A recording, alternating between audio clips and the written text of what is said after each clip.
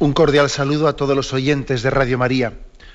Un día más, con la gracia del Señor, proseguimos el comentario del Catecismo de nuestra Madre la Iglesia.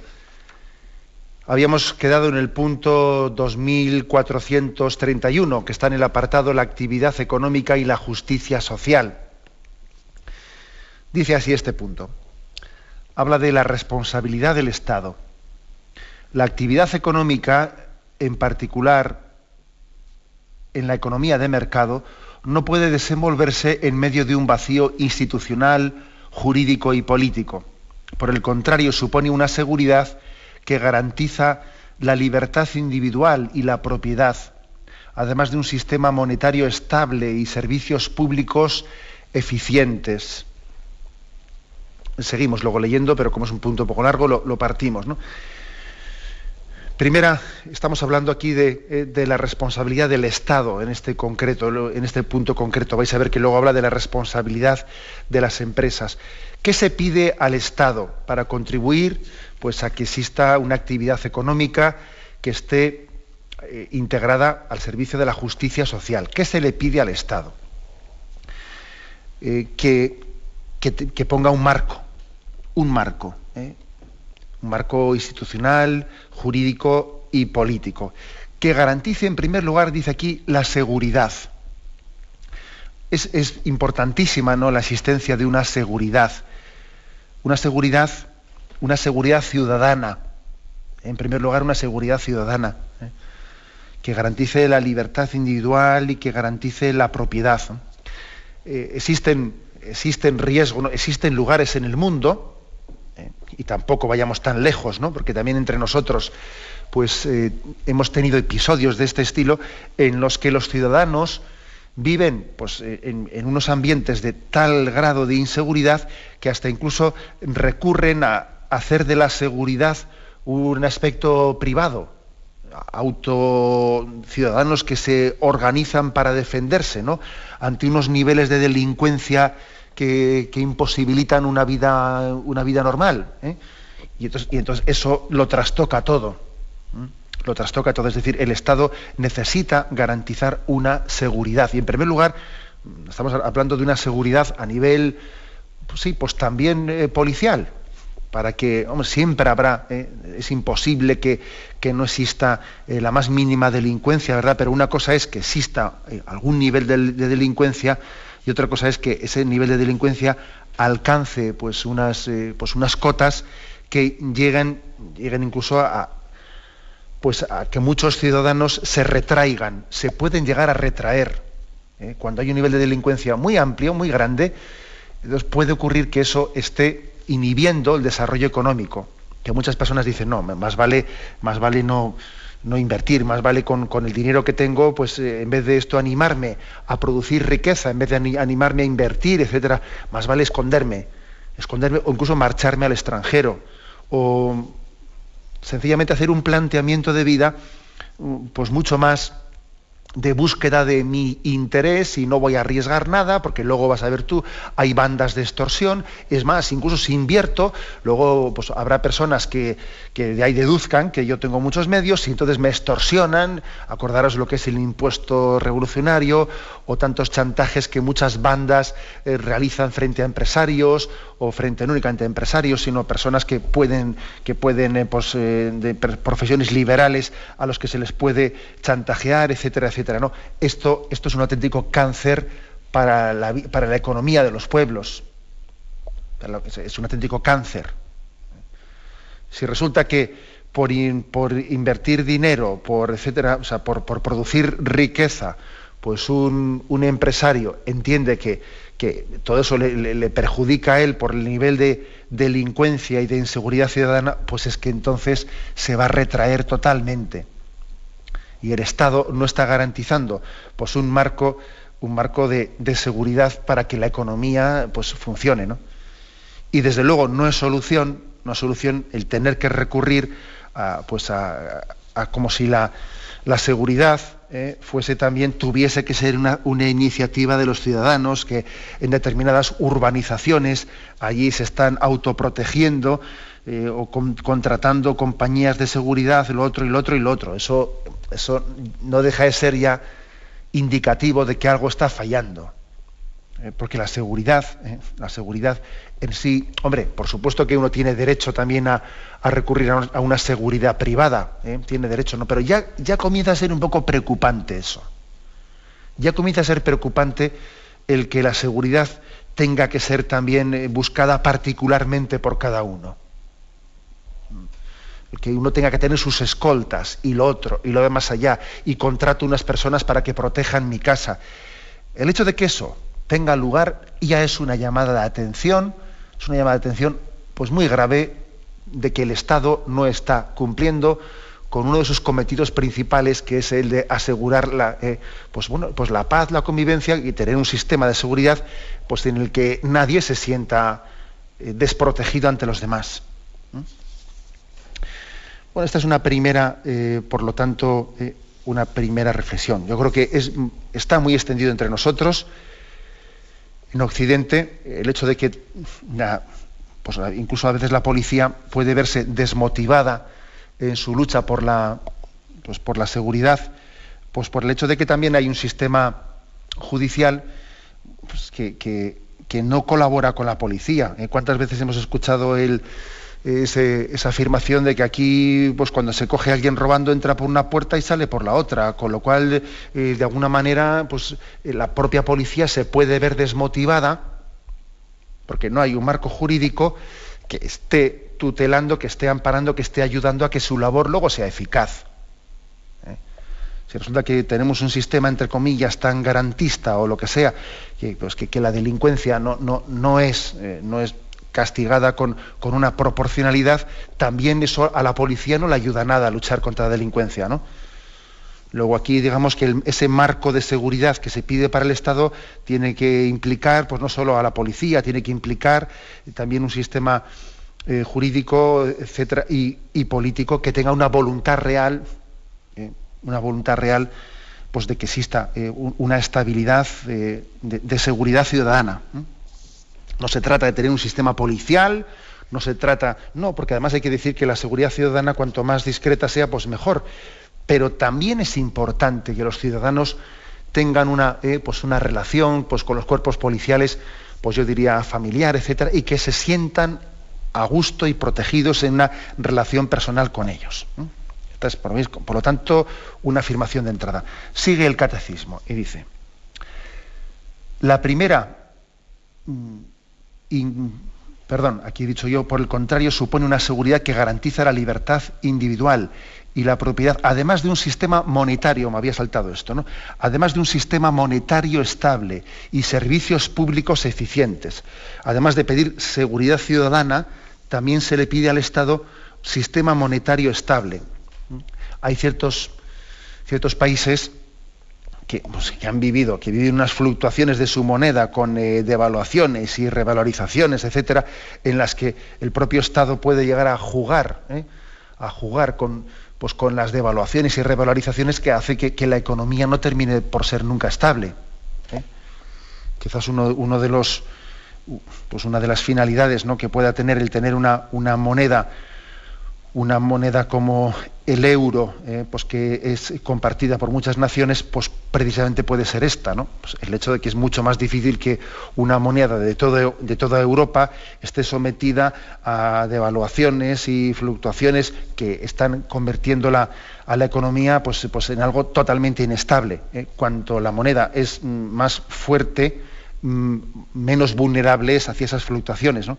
Daros cuenta que cuando pues un Estado dice se ha devaluado la moneda un 20%, pues quiere decir que de repente la nación ha amanecido un 20% más pobre, que eso se dice muy fácil, ¿no? Entonces, por otra parte, cuando esto de las devaluaciones o las revalorizaciones se hacen pues como meras estrategias, ¿no? Pues para que así mi deuda sea inferior o para que sea más fácil exportar o importar, etcétera.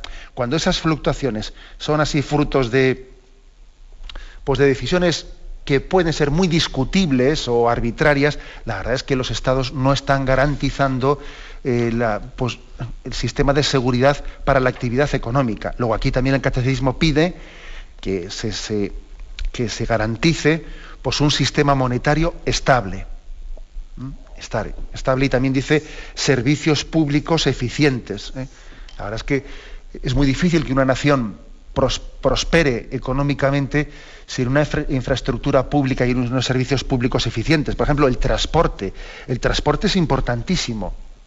Si no, es imposible que avance la economía de una nación. El transporte es muy importante, y bien lo sabemos, pues cuando hemos visto cómo las distancias se acercan, las distancias casi desaparecen, ciertas formas de transporte. Es muy importante para reactivar la economía, para sacar de su aislamiento a ciertos pueblos, ¿no? Cuando se estructuran, por ejemplo, las redes de comunicación, y algunos pueblos quedan fuera de ellas, y allí los trenes no paran, y por allí las carreteras no pasan, y las autopistas no tienen salidas, algunos pueblos, pues están condenados al subdesarrollo. Entonces, ¿qué responsabilidad tan grande tienen también pues las administraciones públicas, pues cuando toman decisiones de decir, a ver, ¿y la autopista qué salidas tiene? ¿Y el tren en dónde para? Y etcétera, etcétera, ¿no? O sea, estamos a veces sacando del mapa en la práctica a las poblaciones, ¿no? Incentivando pues el que haya grandes movilizaciones demográficas que estamos haciendo que algunos lugares se despueblen, ¿no? Y eso en España también es muy patente. Es muy patente, pues como en algunos lugares de Castilla y León, por ejemplo, pues se despueblan porque también no ha habido una programación, no se ha, en mi opinión está bastante claro que en algunos lugares de Castilla y León, y lo digo porque también hablo desde allí, ¿no? Pues no se ha cumplido con la responsabilidad de tener unos servicios de comunicación, se han despoblado los pueblos porque también se han aislado de los focos de desarrollo. Luego también hay una responsabilidad grave del Estado en este sentido.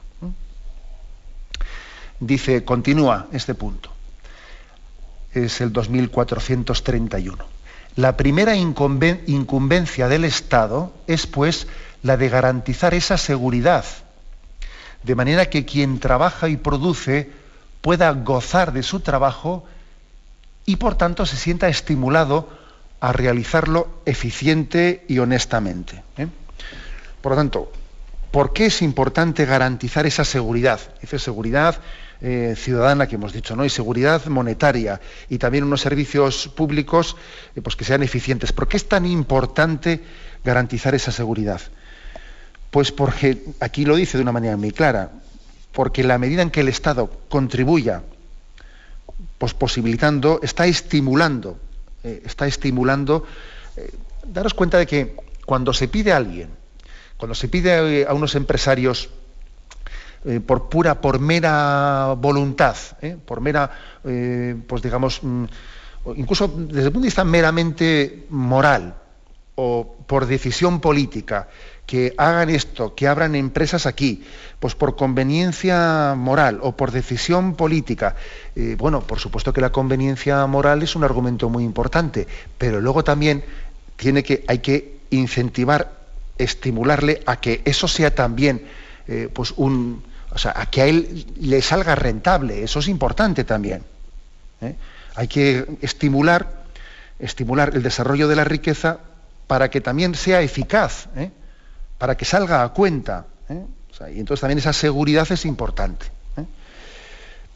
Hay que estimular a que eso sea eficiente, a que eso sea práctico, al mismo tiempo que honesto. Aquí una de las cosas más importantes es ver cómo se conjuga la eficiencia con la honestidad.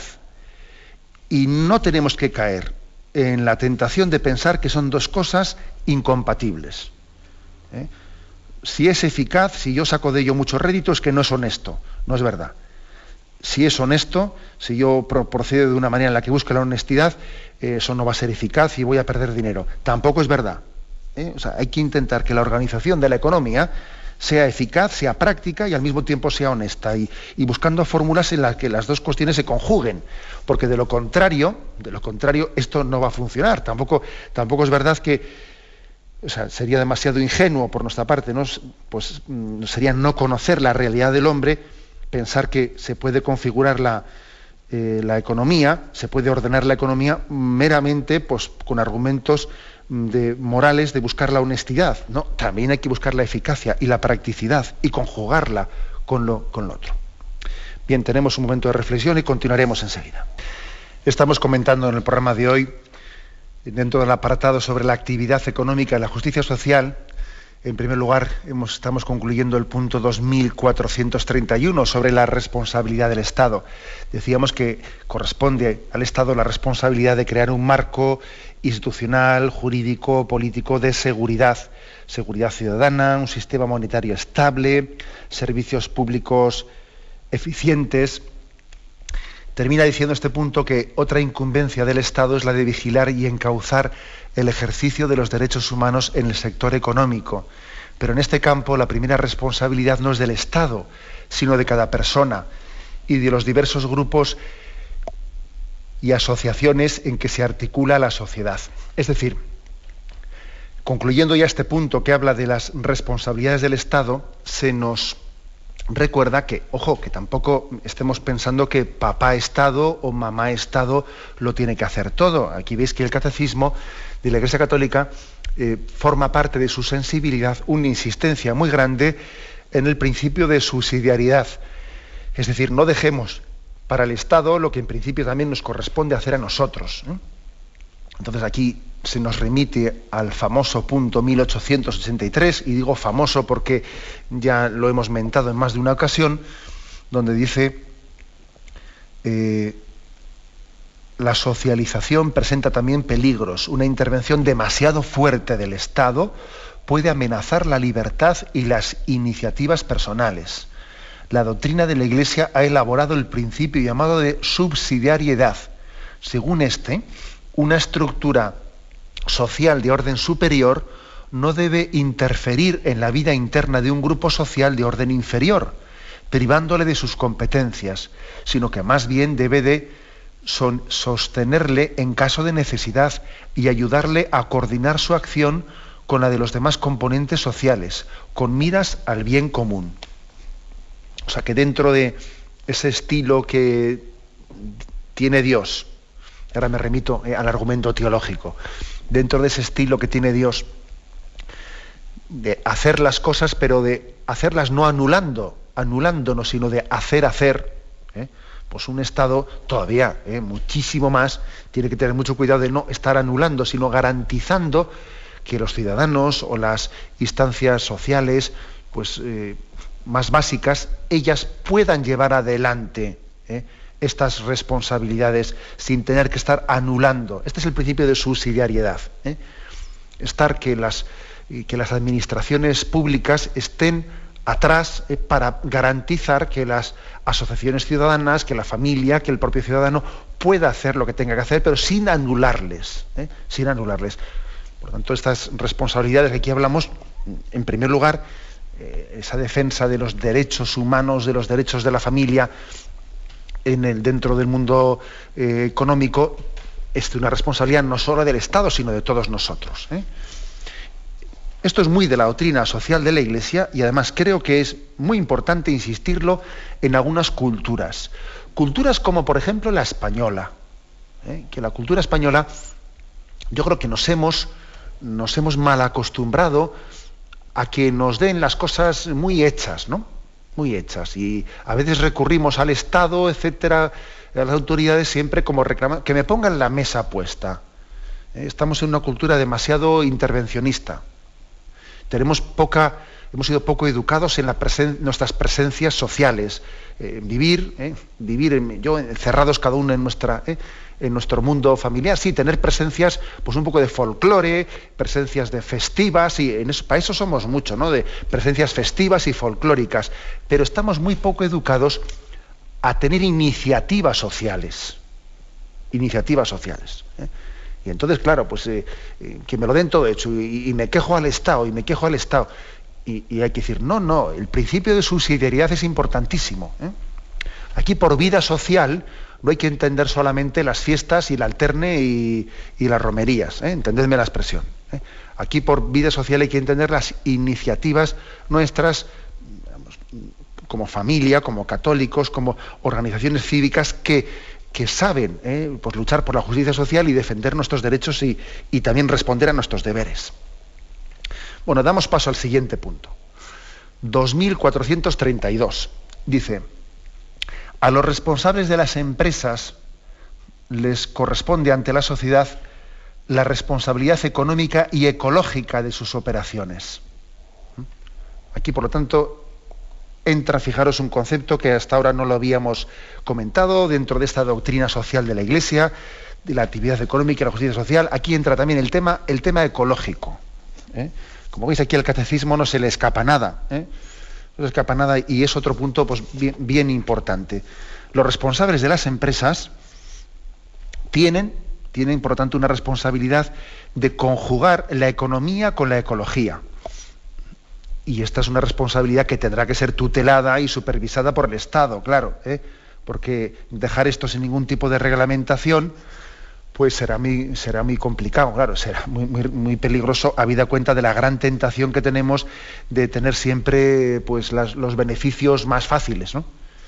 Entonces, ¿qué tentación es que uno diga, bueno, pues para tener una producción que me salga más barata, pues, por ejemplo, hacer vertidos incontrolados, porque claro, siempre si en vez de hacer un vertido al río que tengo al lado y pongo un desagüe y venga, y aquí que salga por aquí, ¿no? Es mucho más barato hacer eso, pues que ver técnicas de reciclaje, cómo los desperdicios de la empresa los tratamos de una manera que no hagan daños ecológicos. O sea, todo eso también entra en el campo de la moralidad. No va a entrar. ¿Cómo? Evidentemente tenemos una responsabilidad grande hacia la naturaleza y la creación. Y el beneficio fácil, rápido, inmediato, suele ser, yo diría, la razón principal de la falta de respeto al equilibrio ecológico. He puesto el caso de los vertidos a los ríos, de las emisiones de gases, de humos, etcétera, etcétera, etcétera. La verdad es que esto es un campo importantísimo. Acordaros de lo que supone el famoso protocolo de Kioto, que yo creo que a todos nos suena esa palabra, ¿no? El protocolo de Kioto sobre el cambio climático, que fue un acuerdo internacional que tenía por objeto reducir las emisiones de gases, ¿no? Los gases provocadores del calentamiento global. Y bueno, pues era una especie de compromiso poniendo unos periodos concretos. Se ponía que del periodo del año 2008 al 2012, creo recordar, pues se tomaban una especie de compromisos de reducción en la emisión de gases, que en concreto se trataba de un 5%, pero claro, ese 5% a nivel mundial pues era muy grande, ¿no?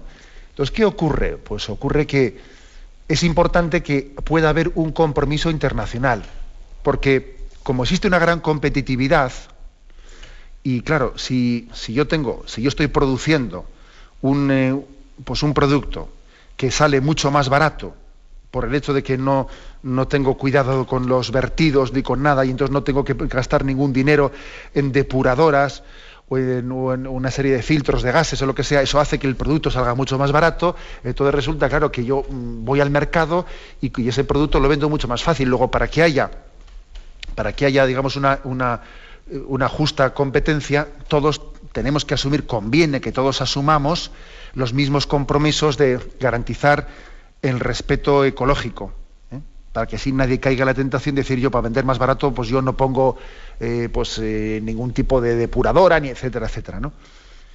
Y por tanto era muy conveniente, ¿no?, la firma de ese protocolo, porque aunque en realidad cada uno debiera hacerlo por sí mismo, por respeto a la naturaleza y respeto al prójimo, bueno, pues conviene quitar tentaciones, ¿no? O excusas, la excusa de la competitividad, de decir, bueno, y por desgracia hay que decir, que ese protocolo de Kioto, pues no ha tenido pues, el éxito que debiera haber tenido, especialmente porque Estados Unidos, ¿no?, y su economía pues no lo asumió. Y el gobierno Bush, vamos a decir claramente, pues no respetó ni mínimamente este protocolo. Que esta es otra de las contradicciones, fijaros bien, O sea, el hecho de que existan gobiernos, ¿no?, existan gobiernos o existan mandatarios, como era el presidente Bush, que era sensible que no sé hasta qué punto, pero bueno, tenía cierta sensibilidad hacia el respeto de la vida humana desde su concepción, y intentó algo, ¿no? Luchar contra el aborto y contra la destrucción de embriones, etcétera. Y luego fíjate tú por dónde le falta la sensibilidad de entender que también tenemos que luchar por el respeto de la naturaleza. Y ahora pasa al contrario, ¿no? Ahora viene otro mandatario, y tenemos el caso de Obama, que resulta que dice que él sí quiere luchar por el respeto del protocolo de Kioto y quiere luchar por el respeto de la naturaleza, etcétera, etcétera, y que Estados Unidos que ahora se va a comprometer al protocolo de Kioto de emisión de gases, ahora sí. Y sin embargo este no respeta la vida, levanta todo tipo de cautelas de protección del embrión, etcétera, etcétera, etcétera. Pero, y esto a uno, personalmente, cuando uno ve estas contradicciones, le convence que al final la coherencia moral del hombre, pues se acaba viviendo desde el Evangelio. Cuando no vivimos desde el Evangelio, cuando vivimos desde opciones políticas, siempre caemos en incoherencias, por desgracia. Por desgracia. Parece como que somos sensibles hacia unas cosas y ciegos hacia otras. Es la contradicción del hombre que no parte y no funda en Cristo todas las cosas, ¿no? Dependiendo de si en este momento eso es lo políticamente correcto o no es lo políticamente correcto. Es que las cosas no podemos darlas por buenas o por malas desde la percepción social o desde las sensibilidades, ¿no?, sociales o políticas, sino desde el bien en sí mismo, ¿no?, desde aquello que es conforme a la rectitud y a la verdad y a la bondad. Esta es la clave. Bien, por lo tanto, ¿no?, pues digamos que existe una gran responsabilidad en las empresas en conjugar sus legítimas aspiraciones económicas con la responsabilidad ecológica. Y esto es algo importantísimo y por supuesto que es un pecado de falta de respeto al prójimo muy grave, pues que algunas empresas, por motivo de que están dando empleo y que al fin y al cabo se están también creando una riqueza social, etcétera, con eso se vean justificadas, ¿no?, y entiendan que tienen como patente de corso, como se dice, y tienen patente de corso, pues para hacer todo tipo de desaguisados en emisiones de gases y en vertidos, etcétera, etcétera, ¿no? Creo que esto es algo muy importante. Continuamos en este punto que dice: están obligados a considerar el bien de las personas y no solamente el aumento de las ganancias. Sin embargo, estas son necesarias, las ganancias, permiten realizar las inversiones que aseguran el porvenir de las empresas y garantizan los puestos de trabajo. Bueno, es decir, aquí el catecismo diciendo, bueno, ya habíamos dicho en puntos anteriores que no se puede poner el lucro como la finalidad única ni única de la actividad económica, ¿no? Cuando esa es la única finalidad, cuando es no crear riqueza al servicio del bien del hombre, sino que es el lucro por el lucro, la ganancia por la ganancia, la verdad es que pues es la tumba de la economía y del hombre, ¿no? Ahora, fijaros bien, aquí se dice, sin embargo, es legítimo que se busque un aumento de los beneficios en la medida en que eso sirve para realizar inversiones. Lo lógico es que haya un tratamiento fiscal, como de hecho también generalmente suele haberlo, ¿no?, en los estados, si tienen un mínimo de sentido común, si tienen un mínimo de sentido común y de adecuación a la justicia social, desde el punto de vista fiscal no pueden tener el mismo trato unos beneficios que van a reinvertirse pues en crear más puestos de trabajo o en hacer ampliaciones de la empresa.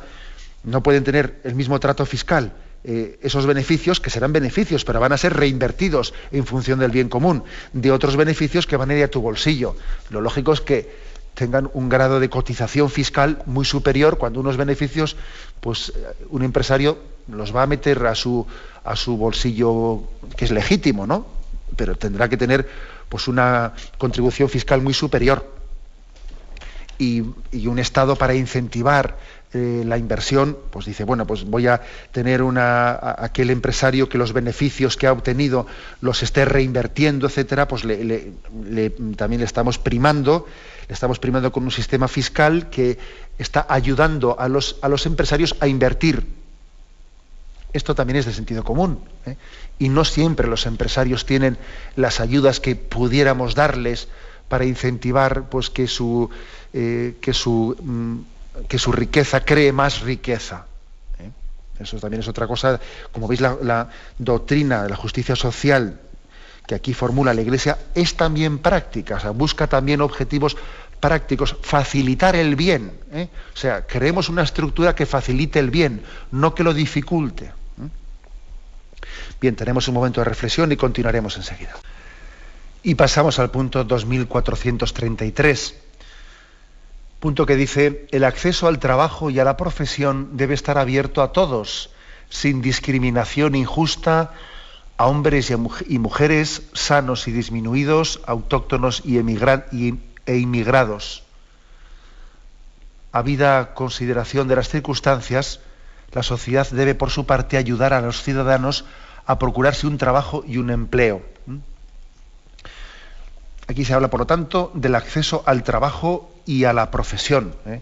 También el acceso a la profesión, igual me imagino que también puede ser interpretado, por lo menos a mí me parece que también puede ser interpretado el acceso a un sistema que ayude a poder prepararse en una carrera, ¿no? Es decir, de un sistema que pueda también becar los estudios. También esto forma parte de la justicia social, que alguien pueda tener un sistema en el que se le garantice que sus cualidades, que sus talentos no queden sin desarrollarse por motivo de que su familia, pues hay una pobreza que le impiden estudiar, ¿no? Que le impiden desarrollar sus talentos. Sería una injusticia privar a un joven de que sus talentos sean desarrollados, pues porque en su familia hay unas limitaciones. Esos talentos se los ha dado Dios a él y además tiene una posibilidad de desarrollarlos y de contribuir al bien común. Si no hay un sistema que esté becando su posibilidad de estudiar y desarrollar sus cualidades, al final la sociedad, no solo él va a quedar empobrecido, sino la sociedad no va a recibir la riqueza que de sus talentos los demás estamos llamados a recibir. Luego, es de justicia social, que exista también unos estudios becados en los que todo el mundo, según sus cualidades, pueda tener el acceso a la profesión más vocacionada para él. Luego, en cómo ordenar esto. Esto tiene que ser, pues, ¿de qué forma? ¿De qué? Pues con un sistema de educación, pues, más pública, más privada, subvencionada, más tal. Eso ya es otra cosa, ¿no? Es otra cosa que este principio moral tendrá muchas formas prácticas de desarrollarse. Incluso recuerdo que en algunos países occidentales existen algunas fórmulas que a nosotros nos llama la atención, pero que pueden ser una gran ayuda para suscitar la responsabilidad. Y es que algunas personas que reciben una subvención becada muy importante para poder acceder a una profesión, después, cuando comienzan a trabajar, van devolviendo de sus sueldos, van devolviendo a la administración el dinero que habían recibido. Es como una especie de préstamo y cuando yo accedo a un trabajo y empiezo a ganar, voy devolviendo el dinero. Eso yo lo he visto en algunas naciones, llama la atención, pero la verdad es que es una manera de suscitar responsabilidad. Suscitar responsabilidad. Bueno, por lo tanto, las formas concretas de cómo hacerlo, luego ya, pues en cada país, según también las costumbres, las tradiciones, pero también según el sentido de la justicia social, tiene que ser desarrollado este punto. Además del acceso a la preparación, a la profesión, también habla este punto del acceso al trabajo. Y dice explícitamente que tiene que hacerse sin discriminaciones injustas. Injustas, por ejemplo, pone 3 casos, ¿no? Discriminaciones injustas, pues por motivo de sexo, de que alguien sea hombre o mujer. Evidentemente, pues yo creo que sabemos sabemos, o por los datos que tenemos, que se están produciendo también estas discriminaciones incluso en este momento. Una cosa es que un varón tenga una retribución más alta que una mujer, pues por motivo de que el trabajo que esté realizando, etcétera, o el número de horas que invierte sean distinto. Bien, si es distinto el trabajo, etcétera, pues eso puede justificar que la retribución que reciba sea diversa o sea diferente. Pero lo que no tiene sentido alguno es que por el mismo trabajo, en las mismas condiciones y con la misma efectividad, pues por el hecho de ser hombre y mujer se reciban retribuciones distintas. Que eso también ocurre en muchos lugares. Y aquí también pues el catecismo, como veis, lo denuncia explícitamente. Decíamos el otro día que creo que es una injusticia que se configure el mercado laboral y las relaciones económicas y sociales de manera que la mujer se vea obligada a trabajar y se vea obligada a dejar pues el hogar, siendo así que ella también tiene legítimo derecho a poder hacer del hogar y de la atención a la familia y de la atención a los hijos, tiene legítimo derecho de poder hacer su dedicación plena y explícita, ¿no? Es injusto que haya una configuración económica y laboral en la que la mujer, la esposa, no tenga más remedio que trabajar. Pero sin embargo, desde el punto de vista de la doctrina social, decimos que la mujer tiene derecho a trabajar, del acceso al trabajo y además en una forma pues equiparada e igualitaria con el hombre en las mismas condiciones. Pero una cosa es tener el derecho al acceso al trabajo y otra cosa es no tener más remedio que estar obligado a ello. La economía no debería de tener una configuración en la que la mujer no se viese obligada, que pudiese tener la capacidad de optar, de elegir, incluso también de poder decir voy a hacerlo pues de una manera combinada, que se le diese al ama, a la esposa, a la madre, que se le diese la capacidad de poder, en algunas fórmulas laborales, pues adaptadas a poder compaginar pues un horario laboral distinto, etcétera. Eso también es toda una meta, una reivindicación de cara a que el trabajo esté también adaptado a la salud de la familia. Dice que también puede haber discriminaciones injustas, no solo por motivo de sexo, también por motivo de la propia salud, de la propia salud. Y lo dice explícitamente el hecho de que unos enfermos o unos disminuidos tienen que tener evidentemente una serie de incentivos pues para poder acceder al mundo laboral. Creo que gracias a Dios pues esto pues en algunos países está muy bien protegido, en otros no tanto, el hecho de que también las empresas tengan una serie de incentivos para que enfermos disminuidos puedan tener un acceso al mundo laboral, porque si se deja meramente pues a la pura competitividad, ¿no?, el que pues una persona sana, otra sin ningún tipo de discapacidad, etcétera, tenga que competir pues con otra que tiene una cierta minusvalía o discapacidad, pues como os podéis imaginar no es justo.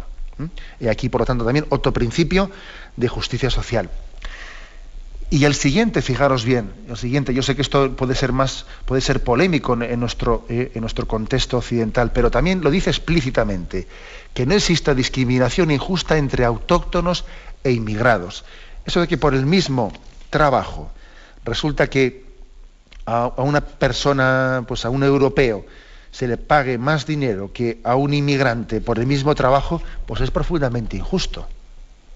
Vamos a ver, lo que no puede ser es que hagamos unas discriminaciones entre trabajadores, como es de otra raza, recibe menos sueldo por lo mismo, pero eso es profundamente injusto. Una cosa es que un Estado tenga también pues el derecho de regular los flujos migratorios, porque si no los regula, pues se puede crear una falta de seguridad y puede estar eso creando más problemas que bienes, ¿no? O sea, tiene también el derecho, el deber de ser generoso acogiendo a la inmigración, pero también el deber de regularla, pero una vez que la has regulado, y esos inmigrantes que trabajan entre nosotros, sería totalmente discriminatorio pues que entendiésemos que ellos únicamente pueden acceder a los trabajos malos, a los que nosotros no queremos, y además tendrán que pues que asumamos que los sueldos que ellos reciban pues sean de una categoría totalmente... Eso es profundamente injusto. Se podrá regular el número de inmigrantes que entren en una nación, pero una vez que han entrado, tienen que tener exactamente los mismos derechos laborales que todo el mundo. Es algo muy evidente, ¿no?, lo que afirma aquí el catecismo. Pero bueno, que a veces afirmar también lo evidente levantan pollas. Levantan pollas. Bien, lo dejamos aquí. Hemos llegado hasta este punto 2433, punto que termina diciendo pues la importancia de que la sociedad ayude al acceso al trabajo, al empleo, y además de una manera pues respetuosa de los derechos y deberes, y sin crear, como estábamos ahora mentando, pues injustas discriminaciones. Podéis ahora participar en el programa llamando al teléfono 917-107-700. 917-107-700. Sí, buenos días, ¿con quién hablamos? Sí, buenos días. Soy Margarita, aquí de Madrid. Era sobre el tema, Padre Munilla, de el pago de entre los inmigrantes, de que tengan que ser iguales con los autóctonos. El caso específico de una empleada de hogar que tiene que ella abonar su seguridad social, en el caso de que también está habiendo, digamos, una doble infracción de parte del empleador, que está evadiendo una situación con el Estado, se le está negando a tener, digamos, una vida más digna en vista a tener un apoyo económico en la jubilación. Simplemente esto, y muchas gracias por sus programas. Adiós. Bien. Gracias a ustedes. Y la verdad es que, bueno, pues es un caso práctico que pone el oyente, en el que muchas veces caemos y obramos mal. Es decir, el hecho de que, vamos a ver, como hay una persona inmigrante, pues bueno, pues entre comillas, ¿no?, pactamos con ella el que pueda tener un servicio, y lo pactamos de una manera en la que pues no le contratemos en la seguridad social. Bueno, como lo hemos pactado, no, vamos a ver, eso no es correcto, no es justificable desde el punto de vista de la justicia social. Difícilmente un español iba a admitir estar en un trabajo sin ser contratado por la seguridad social, ¿no?, sin tener un contrato legal. Y entonces resulta, ¿qué pasa? Que porque con un inmigrante, como tiene un grado de necesidad, que difícilmente va a decir que no, porque hay otro enseguida en la puerta, tocando la puerta, pues además ha dicho que él también quiere, y además yo me justifico diciendo que así, por no asegurarte, te voy a pagar un poco más, y la no aseguración la revierto en darte 4 euros más, ¿no? Pues es profundamente injusto, ¿no? Eso no podemos justificarlo. Una persona necesita tener cubierta también una seguridad social que le dé una perspectiva de futuro y que no le haga vivir en una precariedad. Caso práctico y concreto de los más frecuentes de injusticia social entre nosotros. Adelante, vas para un siguiente oyente. Buenos días. Sí. Sí, buenos días, le escuchamos. Adelante. Buenos días. Mire, yo quería hablarle sobre el protocolo de Kioto. Sí. A mí me parece que el protocolo de Kioto es un mecanismo que se ha montado a nivel mundial sobre algo que no está del todo claro, que es que el calentamiento global lo provoque el aumento del CO2. Y se basa en que quita impuestos de los ricos, de los pobres de los países ricos, y se lo da a los corruptos de los gobernantes de los países pobres. Con lo cual a mí me parece que es moralmente reprobable el protocolo de Kioto, porque es que se basa en una expropiación de los recursos de los pobres a los ricos de estos corruptos. Luego dice usted también que Estados Unidos, que si Bush, también hay que decir que China no ha firmado el protocolo de Kioto, que es uno de los países más contaminantes, porque Estados Unidos es el que menos contamina por unidad producida. Ahora, como es la economía más potente del mundo, es la que más produce. Y es lo que quería exponer. Vamos a ver, no sé qué le parece a usted. De acuerdo, bien, gracias. Lógicamente estamos hablando de un tema muy concreto, que yo soy el primero que no soy técnico, pero en primer lugar decir que o mucho me equivoco yo, o China sí firmó el protocolo de Kioto, ¿eh? Lo tiene firmado y ratificado, por lo menos en los listados que se publican. Luego no sé yo si, pero vamos, me puedo equivocar, pero en los listados que yo he visto, sí China lo tiene firmado. No sé si luego lo cumple en realidad. Vamos, ya sé que es muy discutible el tema del cambio climático, y también ya sé que hay algunos estudiosos del clima que le dan más grado de importancia que otros. Pero lo que está muy claro, es que esa emisión de gases bien no hace para nada a la naturaleza. Es decir, será discutible si el mal es superior o es inferior, pero que esa emisión de gases tiene que ser controlada, etcétera, eso yo creo que es evidente. Luego yo, entre paréntesis, yo creo que eso del cambio climático, incluso los que tenemos una incultura y no somos técnicos, es que a nivel popular todo el mundo comentamos, pues que cómo han cambiado las cosas, las nevadas que había antes. Ahora, como aquí yo os hablo desde Palencia y vamos, aquí no hay persona que no te comente cómo ha ido cambiando el clima y las nevadas tan fuertes que había hace 40, 50 años. Yo creo que sí que tenemos cierta capacidad de comprobar que el cambio climático puede existir. Ahora, será discutible hasta cuándo, pero yo creo que aunque sea discutible, sí existe una obligación de controlar la emisión de gases. Luego, por otra parte, el hecho de que sea especialmente o haya sido especialmente Estados Unidos quien más se haya resistido a la firma de Kioto, pues yo creo que no cabe decir que eso revierta en función de que sea un interés de países corruptos, porque en el fondo el que tiene más que controlarse es el que más gases emite, que es el país industrialmente más fuerte. Pues que será Estados Unidos, que será Rusia, que será China los que tengan una industria que más gases emitan. Y eso no creo que no vaya a revertir en bien de ese dinero, no se le va a dar a nadie, sino es una autocensura de emisión de gases, ¿no?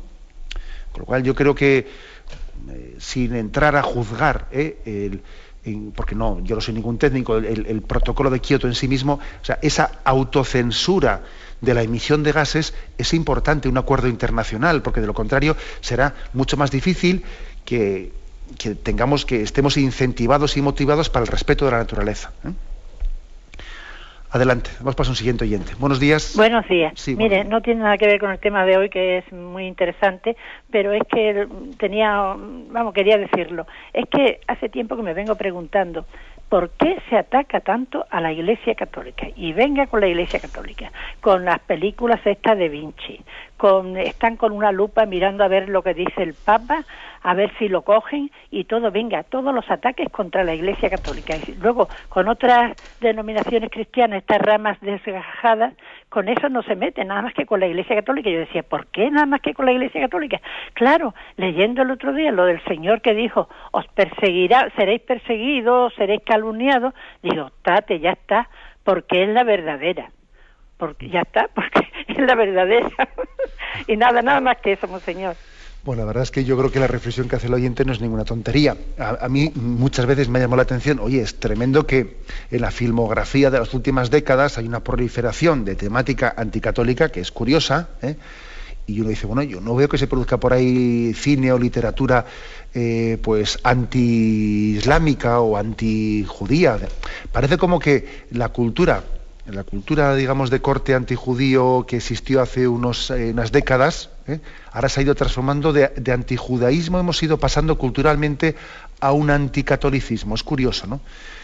Y bueno, yo estoy convencido que en gran parte la razón de ser, de ese estar siempre en el objetivo de mira del cine, de la literatura, etcétera, de las películas anticatólicas, es el hecho de que la Iglesia Católica no esté pasando por el aro de la dictadura del relativismo dominante.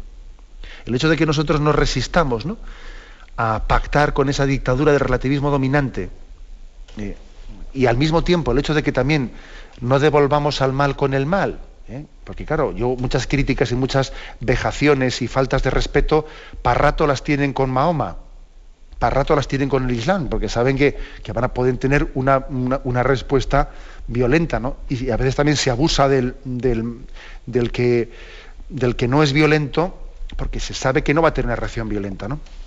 Entonces, yo creo que la coherencia de la fe católica, que nos hace pues inmunes de ser absorbidos por la dictadura del relativismo dominante, pues es el motivo de que haya tanta crítica.